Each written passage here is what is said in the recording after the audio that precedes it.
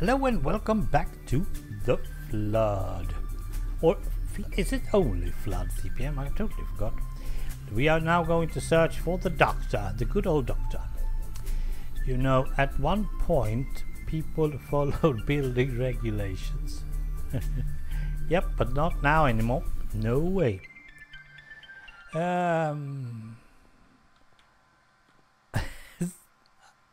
Oh, La Salon. Now people are moving, so there are a lot of empty spaces, and they are moving because of the flood. No Chinese food here anymore. No way. What? You put one box on the sidewalk and you return with the next, and the first one's gone. Yep. Everyone gets on the bus out of town, and the lights start going off one by one. A race. Yep, let's do that. You never know about these sand walls, you know. Let's see if we can find Mr. I expect the doctor will be in the medical clinic. Absolutely.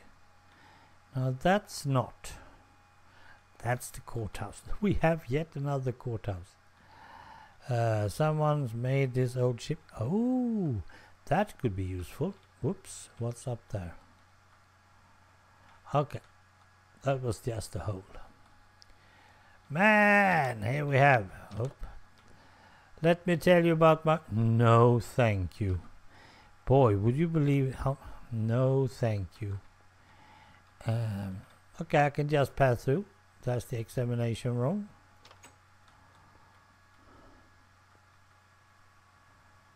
Ribs grow back. Yeah. Not that often. Okay, now we have dialogue again. Now this one did work last time. Now remember, I'm the tough guy this time. Good cop, bad cop. I'm the bad cop. The doctor is banging on some drums as you come into the office. Where did you get everything from? Good morning, he exclaims. Where are you? How are you? I'm Dr. Worm. Oh, you say, suddenly remember how Jacoby described this guy as a quack. The doctor stops drumming and looks at you. Oh, you must be with the police. Is it about the murder? Of course, you say. What else could it be about, you add mentally. Well, I don't know how much the police lieutenant told you, but I figured that guy had been killed about an hour before the movers showed up. So that puts the murder at about 5:30 in the morning. Maybe a bit later. He resumes playing the drums. I like to play the drums, he adds, unnecessarily team. I think I'm getting good, but I can handle criticism. I'll show you what I know. I can tell me if you're getting better at the drums. Well, yeah, why not? I think I said the wrong one last time.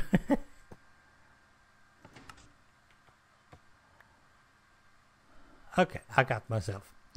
In retrospect, encouraging Dr. Worm to drum may have been a mistake. He bangs on them with no discernible melody, periodically twirling his drumsticks. Finally, just as you're getting completely fed up, your cell phone rings. It's Jacoby, comes the voice on the other hand. The coroner had a look at the dead guy and should be back in her office. You might want to talk to her. What's all that noise in the background? I want to talk to Dr. Worm, you explain, and Jacoby snorts on the other end. Real quack, isn't he? Not even a real doctor. With him providing medical care, surprised more people in the city aren't dead. You're inclined to agree with Jacoby as you hang up and sneak out of the office, the doctor still banging on his drums. Talking to a real doctor, as the coroner presumably is, will be a nice change. He didn't notice me, did he? Did he? No.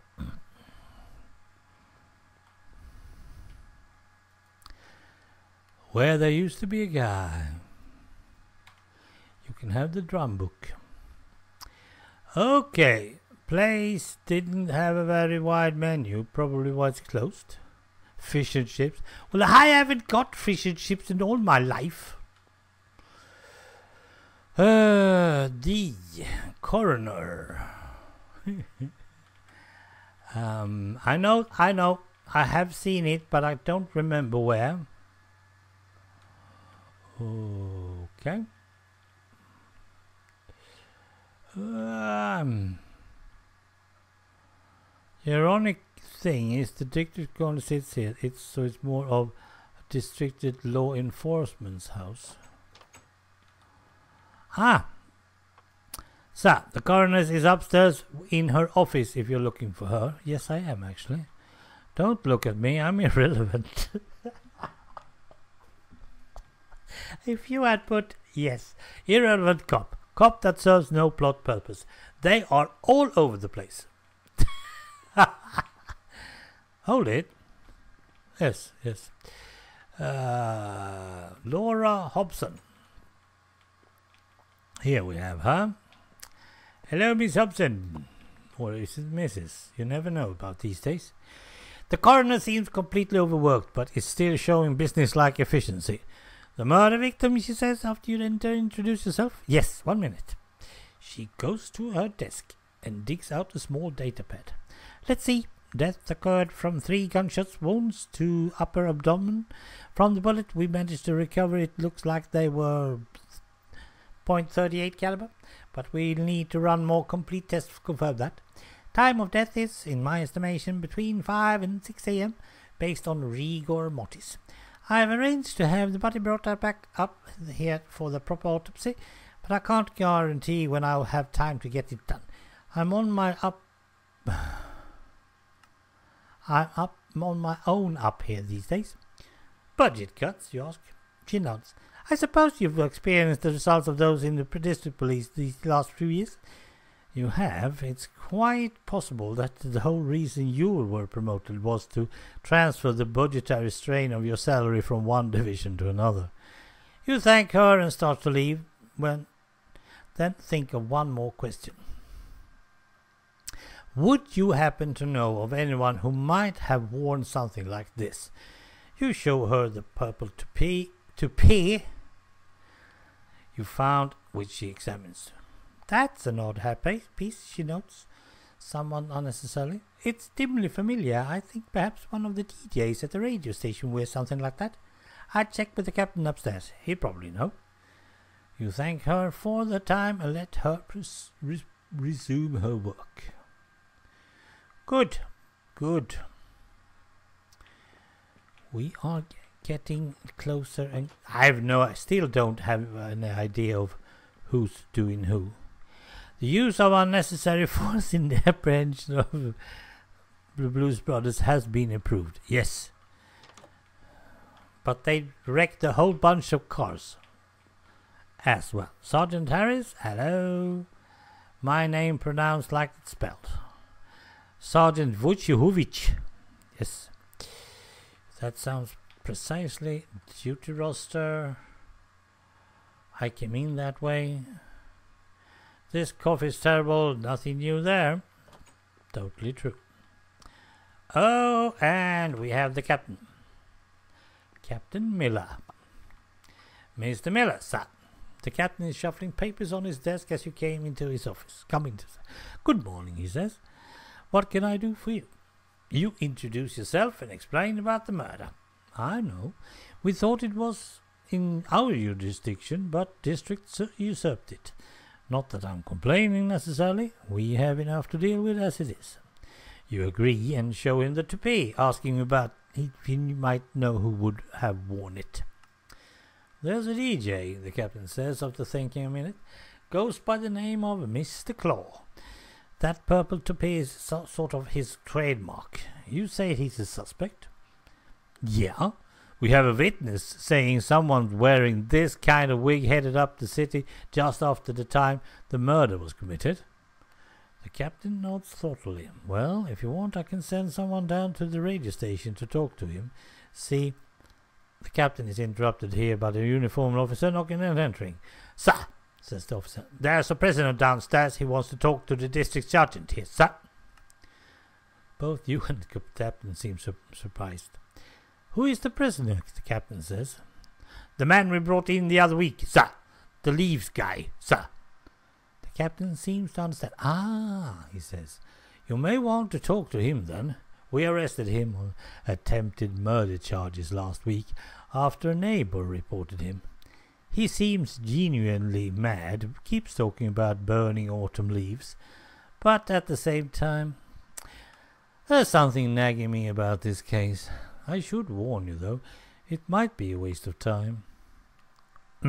Waste of time or not, there is no reason not to talk to the prisoner. You follow the uniformed officer down to the prisons. I like the story, and I love reading books. Sorry, Bongo, if you're ever going to watch this, but you don't have to read them. Oops. We follow, down. Then we have to, now we're going, over here. Yep, down to this guy. Okay. Let's see. I keep hearing music from upstairs. Guess I'm in music jail. Not only am I innocent, I don't even believe. Who are you then? Elvira Malone, Sam Malone's ex-wife with T-Pongo. With this map. Why are you? I did totally miss that one last time.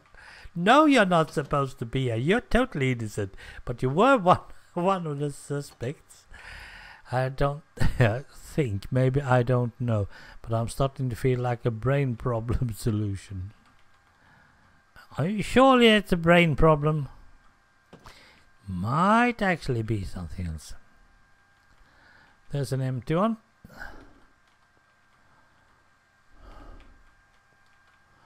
Okay, which one should we start with? I could get a confession out of that guy, no sweat.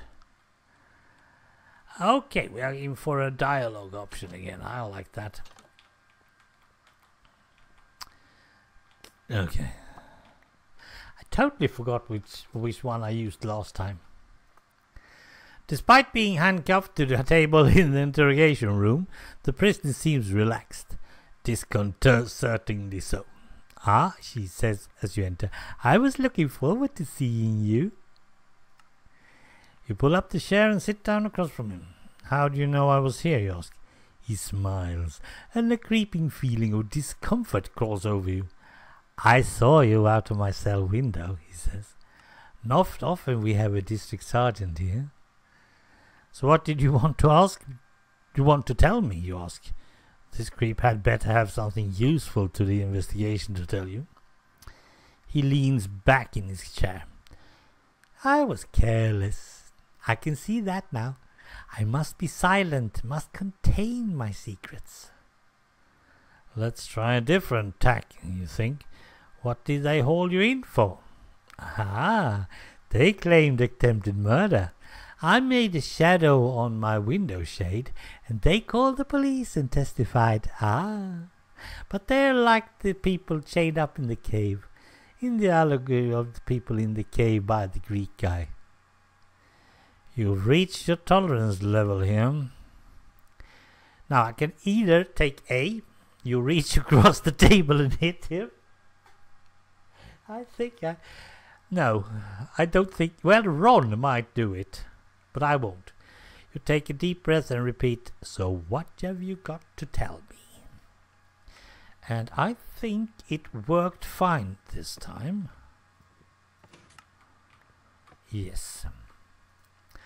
The prisoner smiles again, and now you wish you'd hit him. Merely this. The rabbit child stays at home and talks on CB. Hammer down and rabbit ears are the only words he knows. If you pass the rabbit child, say hammer down for me. You turn to the policeman in the corner. What? Where does this guy live? You demand. Out a ways. Past the first security checkpoint. Big white house with the corrugated metal roof.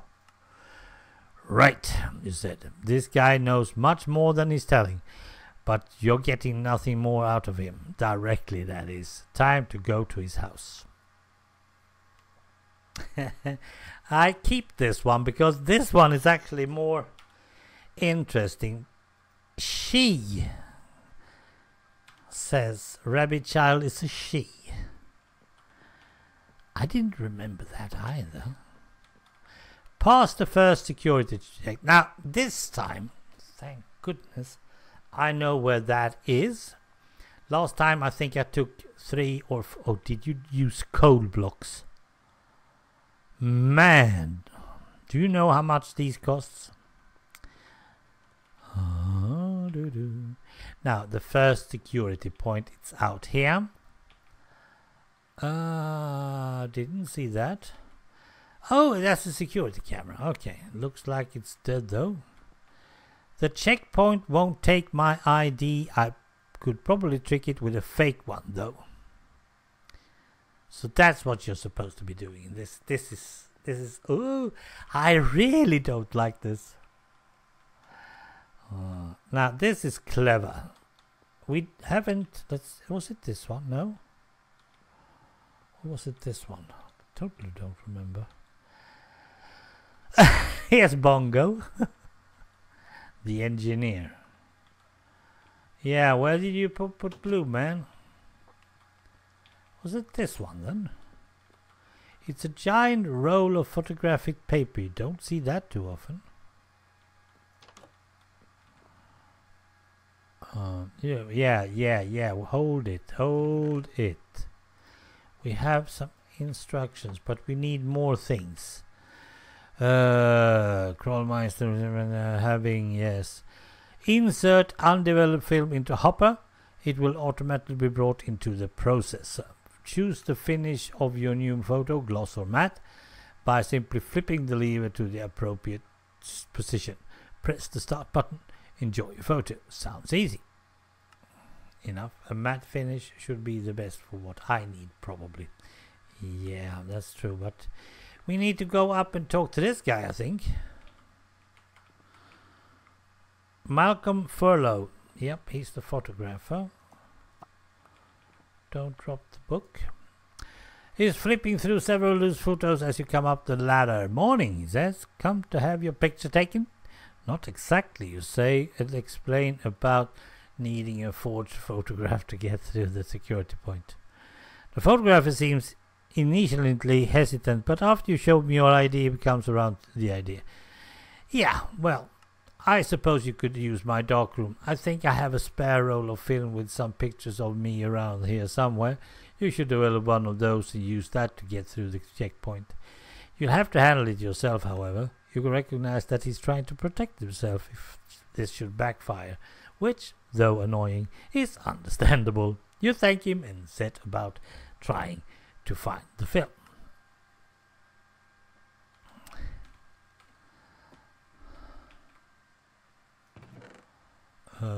Roll of okay. Lemon. Okay, there we have it. I knew that. That I knew. And with that we should be able to make the new forged one. Okay, let's see. Let's do episode ending here. So I just say thanks for watching, and I'll be back with more Flood in the next episode. Bye for now.